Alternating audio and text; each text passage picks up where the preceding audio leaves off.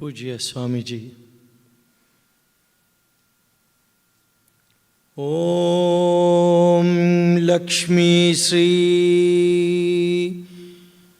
समुद्र राजतनयां श्रीरंगधामेश्वरीं दासीभूत समस्तदेव वनितां लोकेक दीपां कुरांसि मण्डमण्डकटाक्ष लविभब्रह्मण्येन्द्र गंगाधरां तां त्रैलोककुटुम्बिनीं सरसिजां वन्दे मुकुन्दप्रियाम्।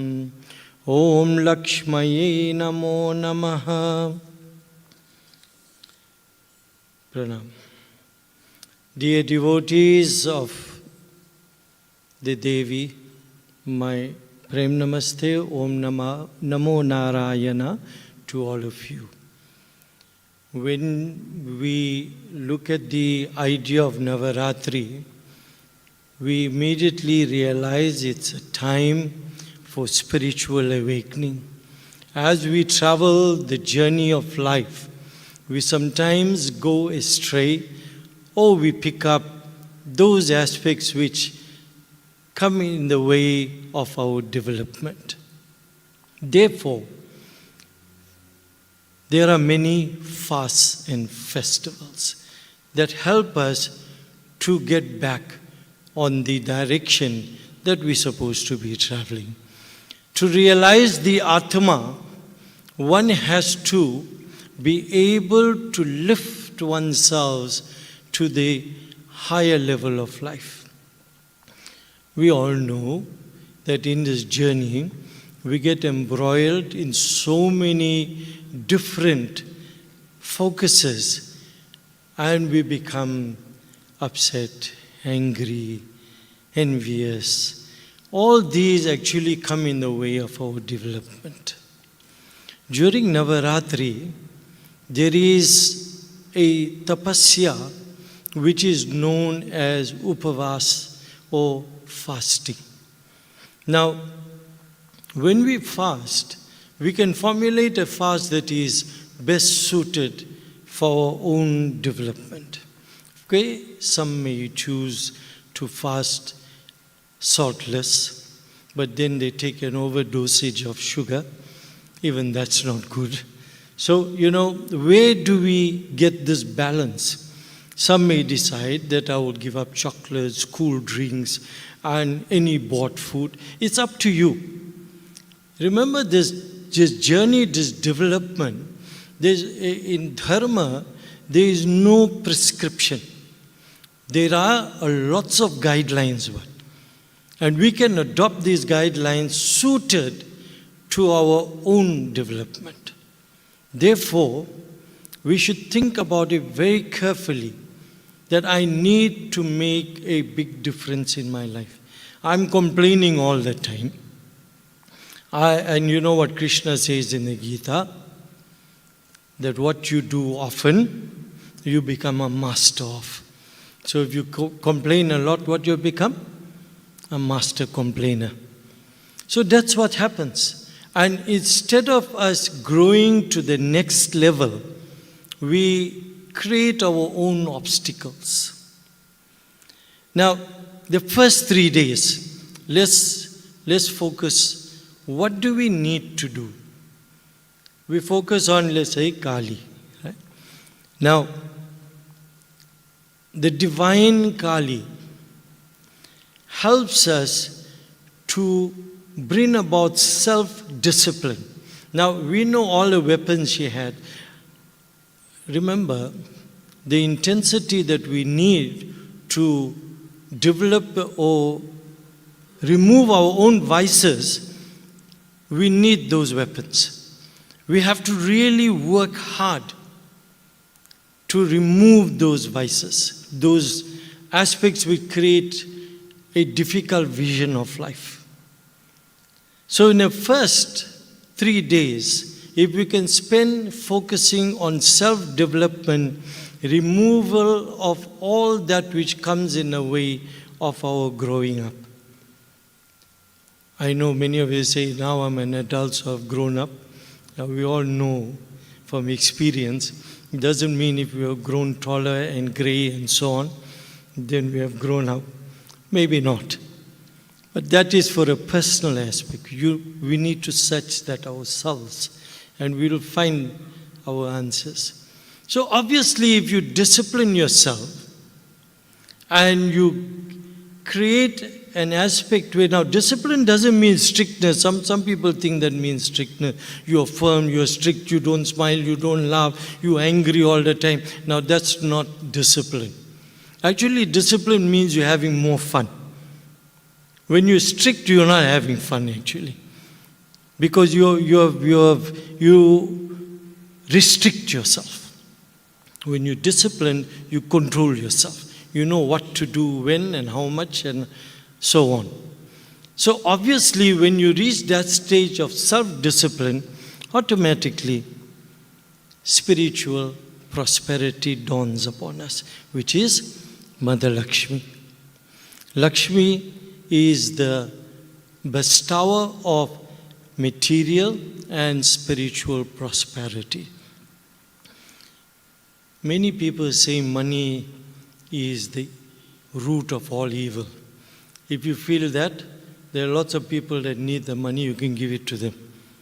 Actually, it's not the root to all evil. Our attitude and our attachment and our greed is the root to that evil, not the money. Money is Lakshmi. When you respect Lakshmi, it comes to you and you can use it in a good way. Do we respect Lakshmi?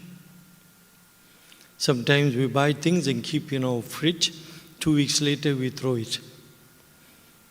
And then we say we don't have enough money. We waste all the time. And we say that I'm not getting enough. I pray so much. I did Lakshmi Vrat 7 Fridays and still nothing is happening. That is because we haven't brought about that self-control. So once we start to respect Lakshmi, and nobody is saying that we should become a kanjus. Don't have to be. That, it's a child asks for a chocolate, now you say, no, that's Lakshmi, I mustn't wait. The child at that age needs chocolate, you give the chocolate. Right? That is how we are able to understand what's needed when. So I don't buy unnecessarily. I don't waste money. I do not hoard money. And that is one of the issues that is happening in the universe these days. People are hoarding. They hoard lots of things. We hoard even clothes. Right? Our drawers are so full of clothes and we buy new ones and there's no place. We say, I don't know where to put this clothes. I need to buy a new drawer. Right? I need to extend my house and get another room. And we continue doing that and suddenly the emptiness feeling comes. All the children are gone on their own lives and I'm staying, there's 2 of us in a big mansion. And then I wonder what I need to do. Lakshmi was disregarded. When I should have known how to plan myself. And that can only happen when the first stage is done properly. Obviously now, once we reach the stage of self-discipline, earn prosperity, enjoy the money, enjoy the material and spiritual prosperity that comes to us, there will come a stage that I feel that I need something more in life. I've got all this, I've done this, I went and visited the world. I know sometimes I pay thousands of rand to go and see sunset in another country. The sunset here I don't see, but I spend thousands of rands going there, sunrise and so on. We all do that. Because of the advertising, we fall, hey, what a beautiful sunset. But at home I never get up that time. Or I'm fast asleep, or I'm working, or in the morning, of course, the sunrise, we don't get up. We are fast asleep at that time. So we pay thousands of rands to go somewhere else. And this is how we churn our life. Always hankering, running, and forgetting that I need to give time to myself. I know there's this new thing, what they call it's in vogue, you must learn to love yourself first. What does that mean? Does that mean that you mustn't give other people things? You mustn't spend time doing seva? Does it mean that you must, when you got something, you must hide and eat? Does it mean that? Does it mean that you're loving yourself and not loving anybody else? It just means, when you start adopting that type of love, you're selfish. Plain and simple. It's a hard word, but that's it. If you want to love yourself, give yourself time to lift yourself to the next level of understanding. Saraswati will dawn upon us. Brahma Gyan, the knowledge that will open our thinking. And there are some pitfalls here. We shouldn't overthink. We shouldn't overanalyze. Somebody said something, we want to know. What did they mean? And whole night I'm not sleeping. Out next day I go to a doctor, I don't know why I'm not sleeping. Phone Panditji, open the book, I don't know why I'm not sleeping. You're not sleeping because you're overthinking about unnecessary stuff. No need to overthink. Let the water just flow. Regard it as water under the bridge if somebody said something to you. Or you heard that somebody said, gossiped about you. It's okay. How many people you're going to phone and say, stop gossiping about me? How many? It's not going to happen. Therefore, we need to come to an understanding that the world will move according to how it's supposed to be. I need to take care of the self. I need to take care of this mind. Because this mind is going to be my asset or my liability. And therefore, I need to become a Saraswati style of thinking that is knowledgeable. Now, we all know that as we travel through this life, we pick up a lot of information. Information overload is not a good thing. We can study, try and find out all the things we need to, and then regurgitate them verbatim in my talks and whatever I need to do. But has it helped me? During Navaratri, I know all of us don't like to discipline the self via yoga asanas, because it means you have to bend down, touch your toes. That's very painful. I'd rather have an extra sleep.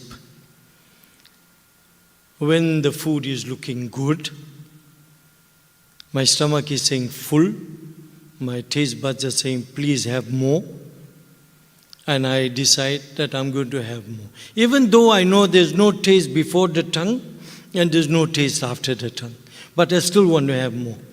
I prefer going through the pain of regret, struggling with my tummy in a night, tossing and turning, or eating just what I need to, enough.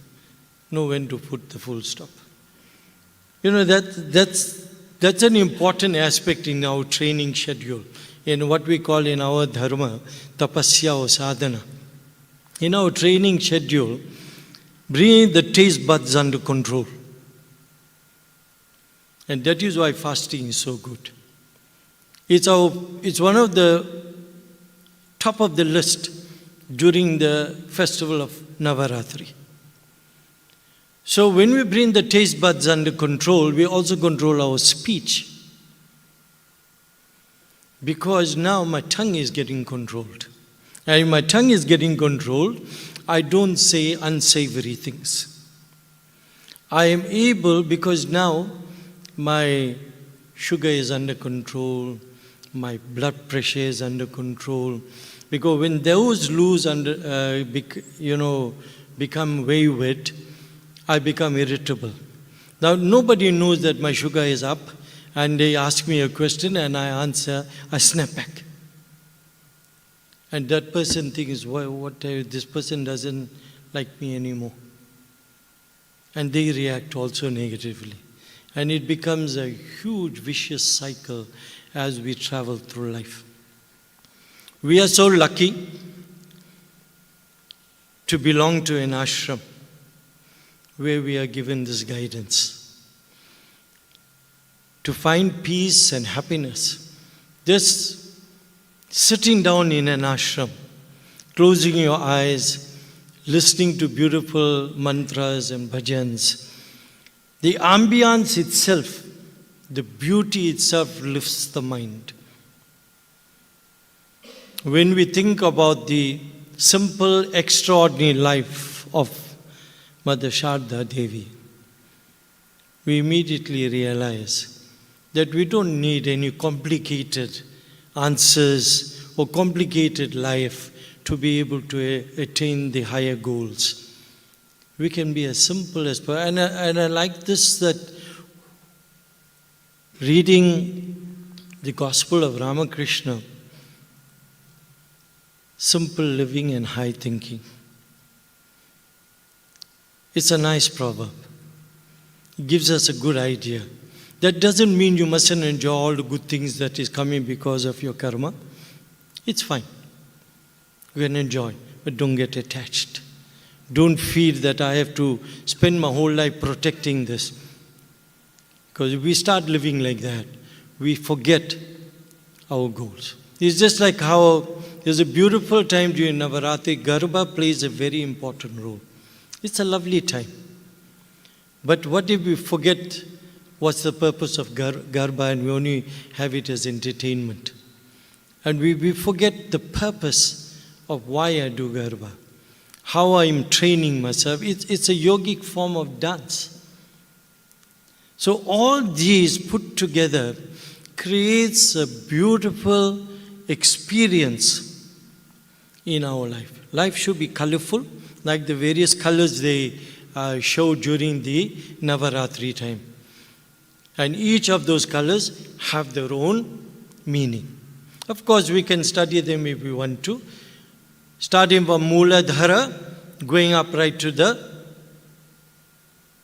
Sahasrara, which is the pineal gland is Ajna, and the top is the pituitary gland. When we train, we're lifting our Shakti to that level. And we all know the story of Shankaracharya. I'm not going to dwell on it, just to mention it. And he was emphasizing the aspect of the divine as masculine until he met the Yogmaya, and then he understood that both are required. Then only life is complete. Om Namo Narayanaya Jai Mata Di.